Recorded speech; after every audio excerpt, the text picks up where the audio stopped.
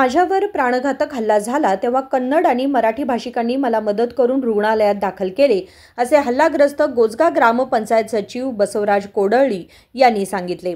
मंगळवारी बेळगावमध्ये पत्रकारांसमोर व्हिडिओ प्रसिद्ध करताना त्यांनी स्पष्टीकरण दिले की माझ्यावर हल्ला करणारे गोजगा ग्रामपंचायतीचे माजी अध्यक्ष आणि विद्यमान अध्यक्ष यांचा मुलगा होते। या प्रकरणात कन्नड आणि मराठी भाषा आणणे योग्य नाही। ಎಲ್ಲರಿಗೂ ನಮಸ್ಕಾರ। ನಾನು ಗ್ರಾಮ ಪಂಚಾಯತಿ ಅಂಬೇವಾಡಿ ಗ್ರಾಮದ ಕಾರ್ಯದರ್ಶಿಯವರು ಮಾತಾಡ್ತಿರೋದು।